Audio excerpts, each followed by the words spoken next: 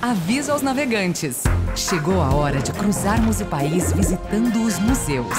Ciência, história, moda, gastronomia, tecnologia, talento e imaginação.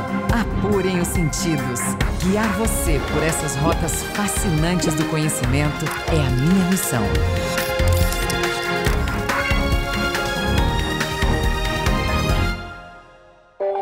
Hoje, o assunto do Conhecendo Museus é ciência. Desde que o mundo é mundo, o homem quebra a cabeça para tentar entender os fenômenos da natureza. Ainda antes de Cristo, o cientista grego Arquimedes exclamou a famosa frase "Eureka!", quando conseguiu solucionar um problema que estava lhe tirando o sono. Até a Idade Média, a ciência era especulativa e baseada em hipóteses. Foi só em 1500 que o italiano Galileu Galilei combinou observação, experimentação e fórmulas matemáticas para a comprovação de fenômenos teóricos. Surgia, assim, o método científico, ou seja, a ciência como conhecemos hoje.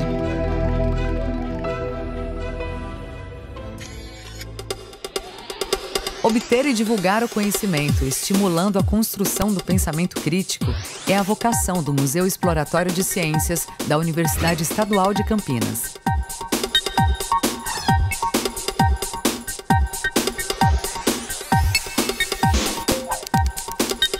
O que significa ser exploratório? A ideia básica é que a gente tem aqui, tanto na nossa praça, que é uma exposição fixa, quanto nas nossas oficinas, uma oportunidade de explorar. Então a ideia é ver a ciência de uma forma bastante ativa e participativa.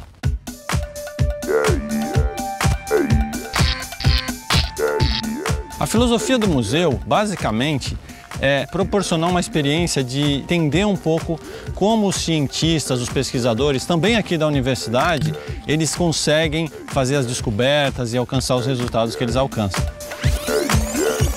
Qual a necessidade de um museu de ciências na Unicamp, na sociedade, numa sociedade como o Brasil? A primeira delas é fazer uma disseminação do conhecimento científico. O conhecimento científico é um patrimônio comum da humanidade. E a gente percebe claramente que existe um desconhecimento do que se faz em ciência, não só no Brasil, mas no mundo. A universidade pode e deve ter muito mais atuação nessa direção. A segunda coisa muito relevante é que a Unicamp é uma instituição pública, bancada com recursos do povo do estado de São Paulo, e é um retorno fundamental que o Museu de Ciências pode oferecer para a população que paga a universidade. Se você associar a isso a imensa população jovem que a gente tem no Brasil como um todo, e São Paulo não é exceção, a gente precisa caprichar, a meu ver, nesses processos de disseminação do conhecimento científico, e o Museu de Ciências é, por excelência, um espaço onde a gente pode fazer isso acontecer. A partir do momento que a concepção do museu ficou pronta, a primeira ideia foi construir essa praça. Inaugurada em 2010, ela abriga a exposição de longa duração do museu.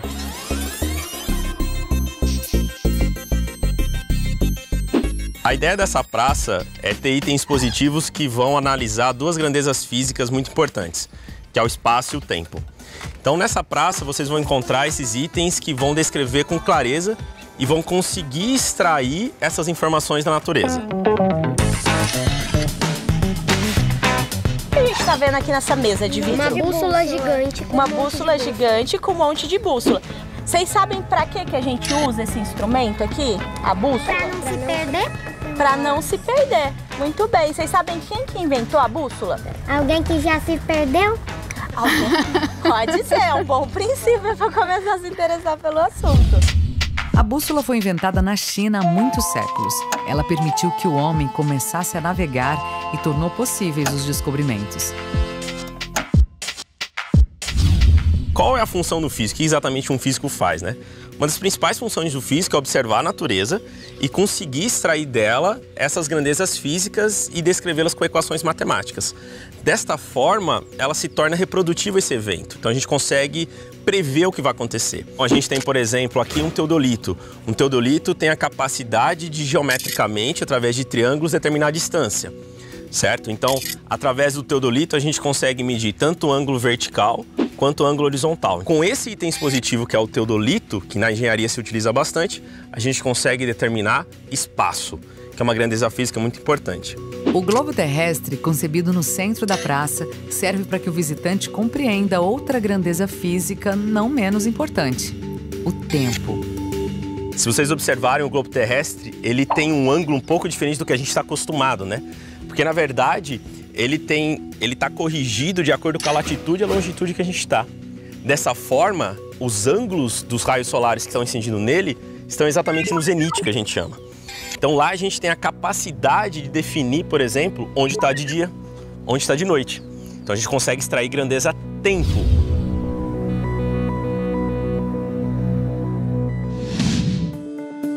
O relógio de sol, ele é um dos instrumentos mais antigos que existem para medir a passagem do tempo.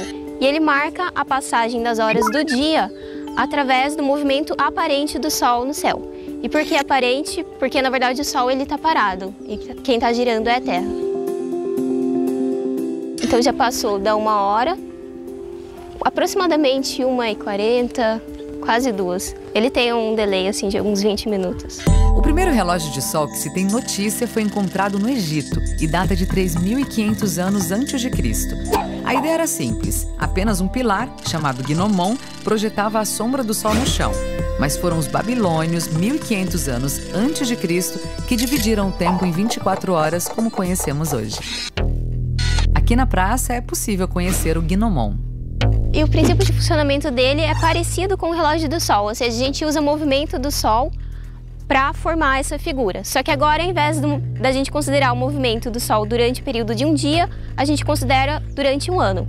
Então a gente tem aqui no chão essas marcações. A gente seleciona sempre uma hora específica do dia, por exemplo, às 3 da tarde.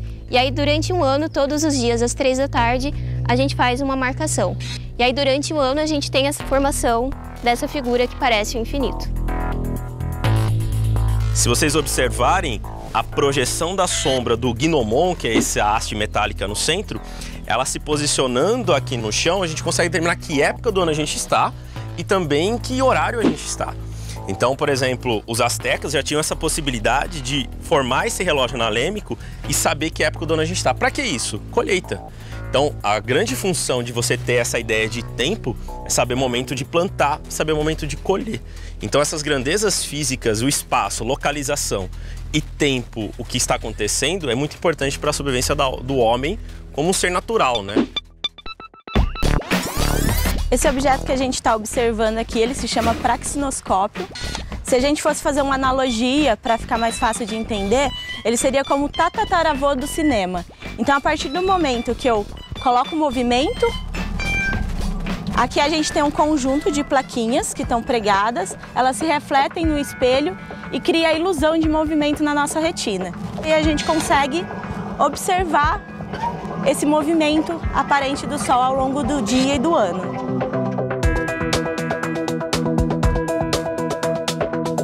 Museu Exploratório de Ciências. O nome atesta sua vocação: incentivar a exploração como força motriz para o conhecimento do mundo.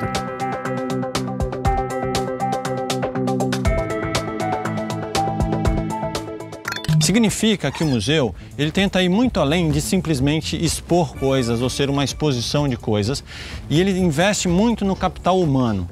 O princípio básico é que a gente trabalha muito com as pessoas, os mediadores, as pessoas que concebem as nossas oficinas aqui, para criar uma experiência interativa onde os visitantes trabalhem junto com a gente, interajam com a gente na experiência da ciência.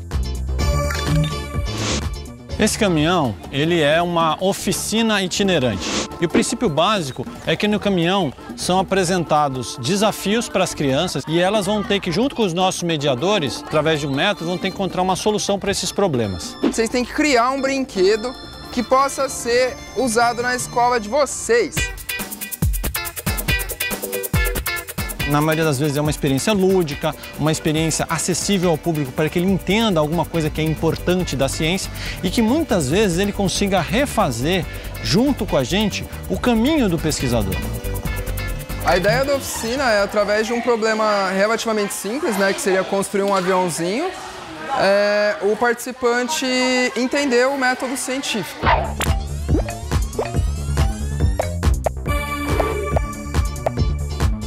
Você projeta um avião e você vai elaborando etapas aí para melhorar ele. E a ciência, ela de fato, ela é construída, né? Ela é teste, é elaboração, é hipótese, é falha, é lidar com a decepção, é lidar com o acerto também. Enquanto eles descobrem a melhor maneira de construir um avião que voe mais longe, vamos entender como funciona uma onda mecânica. A ideia aqui que o aluno ele consiga manipular esse objeto e ter ideia do que acontece com a propagação da onda. Quando eu crio um pulso, existe a propagação no espaço em função do tempo. Então esse item expositivo está literalmente unindo as duas grandezas físicas que a gente tem aqui na praça espaço-tempo. Eu consigo medir o espaço que ele se desloca em função do tempo, que é a nossa velocidade, a velocidade de propagação da onda. A gente consegue, através desse item expositivo, ter o aluno essa ideia de deslocamento de velocidade. Então, por exemplo, no GPS, a gente utiliza da velocidade da onda e a gente consegue, por triangulação, determinar qual é a posição da pessoa no globo terrestre. Aqui a gente tem uma onda mecânica, são ondas diferentes, mas o princípio é o mesmo, de medir o espaço e o tempo.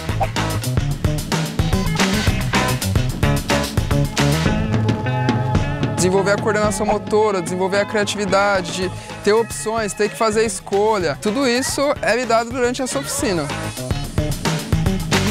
Com esse processo de melhorar e testar, a gente consegue fazer um avião ir bem longe.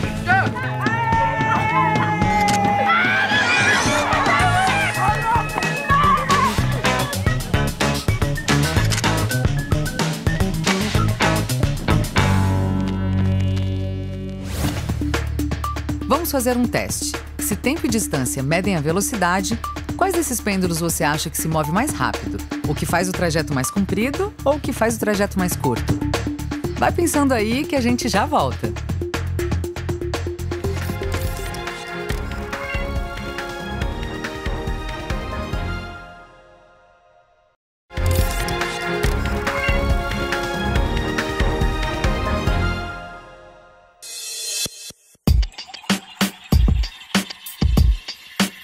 Estamos de volta a Campinas, São Paulo, para continuar nossa visita ao Museu Exploratório de Ciências da Unicamp. O museu promove a disseminação da cultura científica e estimula a construção do pensamento crítico, o que podemos traduzir como fazer o público pensar como um cientista pensa. Não é tão difícil assim entender como é que um cientista pensa. Eu costumo brincar que toda criança nasce cientista, né?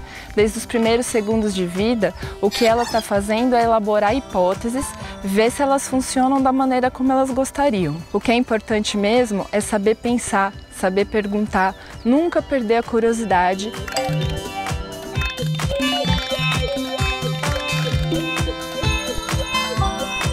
É fácil equilibrar as coisas com um dedo só? Os objetos? Tenta aí. Não, né? Por que é tão fácil equilibrar esse passarinho, vocês acham? A diferença do Museu Exploratório da Unicamp é que aqui nada é apresentado para parecer um show de mágica. A ideia é realmente colocar a mão na massa, elaborar suas hipóteses, fazer experimentos e sair daqui com uma metodologia de como que você pode pensar a respeito das coisas e tudo isso feito de uma maneira muito sutil.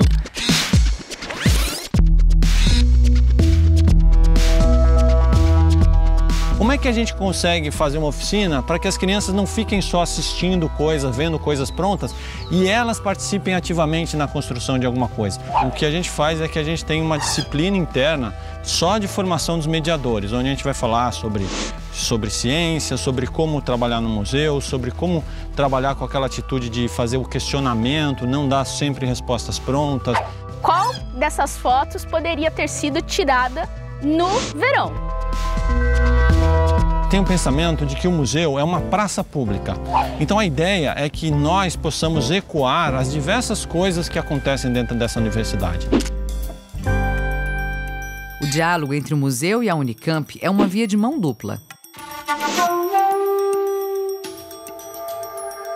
O museu aqui da Unicamp, ele ajudou a gente a construir toda a parte visual da exposição, tá? E também ajuda na organização de todo o calendário da exposição.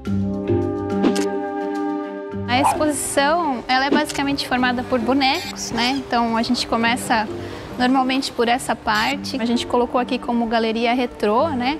Porque é uma forma científica de se pensar os dinossauros que já está ultrapassada. Então eles achavam que eles tinham uma massa grande, né? Um corpo muito grande, mas um cérebro muito pequenininho. E então isso provavelmente naquela época se pensava, né, que teria influenciado na morte do grupo em si. Hoje a teoria aceita é que a queda de um meteoro teria sido a principal causa da extinção dos dinossauros há aproximadamente 65 milhões de anos. Se a gente lembrar dos filmes também, a gente vê que eles são organismos esbeltos, são ágeis e são coloridos. E hoje em dia a gente inclusive coloca penas neles, porque a gente sabe que as aves têm relação com eles.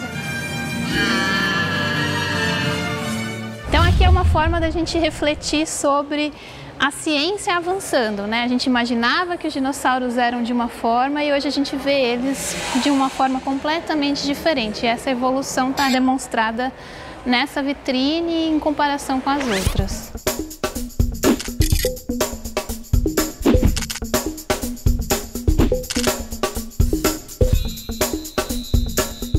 Em seguida, a gente tem uma das vitrines que eu acho mais interessante. A pergunta é, será que algum deles é um dinossauro?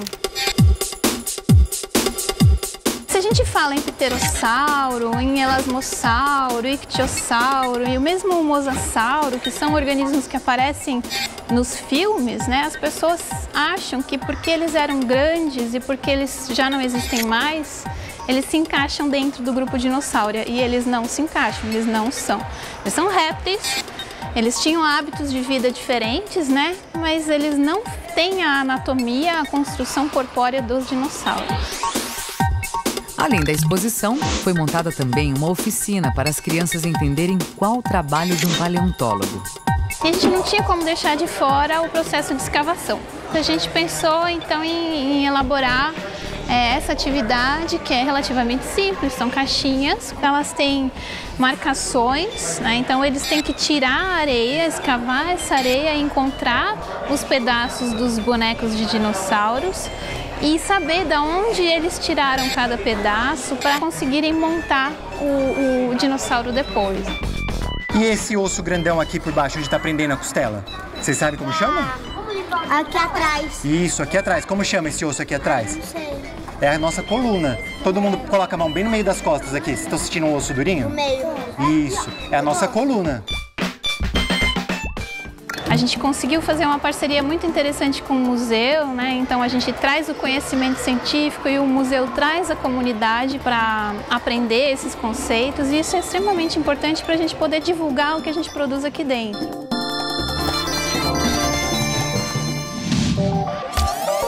Hora de desvendar o desafio do pêndulo. Qual deles você acha que se move mais rápido? O que faz o trajeto mais comprido ou o que faz o trajeto mais curto? Se vocês observarem características diferentes nesses três pêndulos, todos têm o mesmo comprimento, todos têm a mesma massa, mas eles têm amplitudes diferentes de oscilação. Para ângulos pequenos, o período de oscilação não depende do ângulo. Então, ou seja, se o visitante pegar esses dois pêndulos e soltar eles simultaneamente, você observa que eles oscilam juntos. E já! E o período de oscilação, na verdade, nada mais é do que o relógio. Se a gente tem essa oscilação constante, claro que a gente tem atrito, tem outras coisas, mas eu consigo medir o tempo, o período para uma oscilação completa, eu consigo construir um relógio. Então agora vocês vão ser o pêndulo, vamos ali embaixo. Você vai segurar no mais baixo, nesse suporte aí mais baixo, e fazer assim, ó, abaixar o máximo que você conseguir. Tá, agora eu percebi. E o que aconteceu? Foi mais rápido ou mais devagar? Foi mais rápido? Isso aí. Acho legal, assim, porque é uma maneira de brincar para aprender. Quando a gente experimenta, a gente aprende muito mais do que em teoria, do que vendo no livro. Quais profissões vão desaparecer? Quais as novas habilidades esperadas dos jovens do século XXI? Pensar como um cientista pode ajudar a antecipar essas respostas. Nós aqui do museu acreditamos que aquilo que a gente chama de letramento científico ou literacia científica é aquilo que traz um conjunto de habilidades fundamentais para esse jovem do século XXI. Porque hoje a gente lida com uma montanha de informações vindas das mais diversas fontes. E como é que então a gente avalia quais que são de fato fidedignas e quais que a gente não deveria dar tanta importância? Então aqui no museu a gente trabalha com esse tipo de questionamento também, para que elas entendam como é que a gente consegue chegar numa informação baseada em fatos, baseada em coisas objetivas. Para que a gente vai usar o ímã? Ela está passando a pontinha da agulha para criar um campo magnético, tá vendo? Agora vamos deixar bem quietinho, ó, pra gente ver se elas vão conseguir apontar todas para o mesmo lugar. Por exemplo, na oficina de biscoitos, a gente trabalha com algo que é muito próximo do dia a dia de qualquer criança, né? Será que as crianças já se perguntaram por que de repente um biscoito é mais crocante ou um biscoito é mais macio? A fábrica de biscoitos é uma oficina que a gente concebeu que é organizada em 3 partes. Nessa primeira parte, as crianças usam computadores onde eles vão projetar uma forminha que vai ser impressa na impressora 3D em formato tridimensional. O museu ele tem essa vantagem de que nós não estamos amarrados a um currículo formal. Então a gente realmente pode, brincando com as crianças, trazer conceitos que, pelo fato de elas justamente estarem sendo apresentados a eles de uma maneira lúdica, elas acabam carregando na memória afetiva por muito tempo.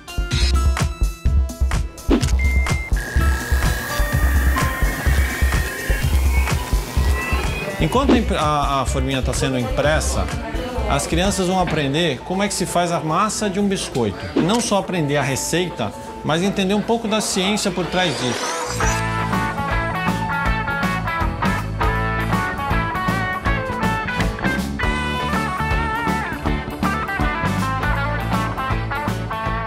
Vocês sabem o que é o glúten? Existem 2 moléculas, uma que chama gliadina e a outra que chama glutenina. Quando a gente junta com água ou mistura com leite, como por exemplo na massa do pão, o que acontece? Elas se ligam e aí forma uma rede ao redor da massa e aí a gente usa o fermento. Então o que acontece? O fermento ele tá lá na massa enquanto tá assando e começa a soltar gases.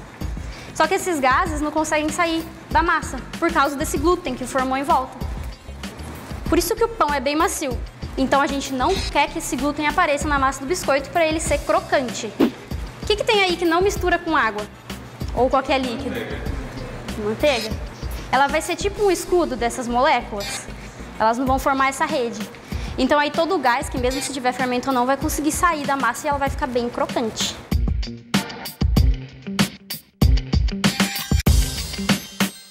E por último, as crianças vão montar os biscoitos a partir das forminhas e assar no forno para depois comer.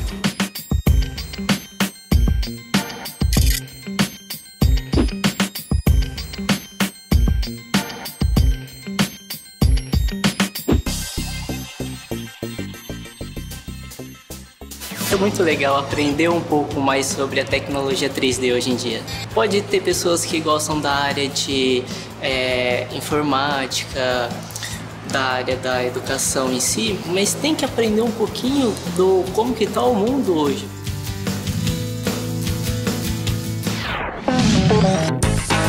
O Museu Exploratório de Ciências da Unicamp está aqui para estimular a criatividade, o pensamento crítico e, assim, construir conhecimento através da experiência.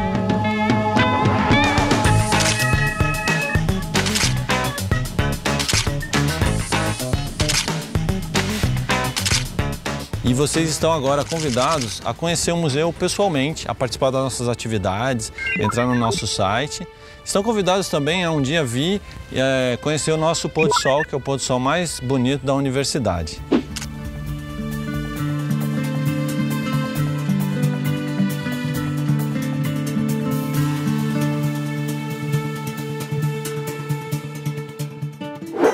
deixe de programar sua visita ao museu. Até a próxima!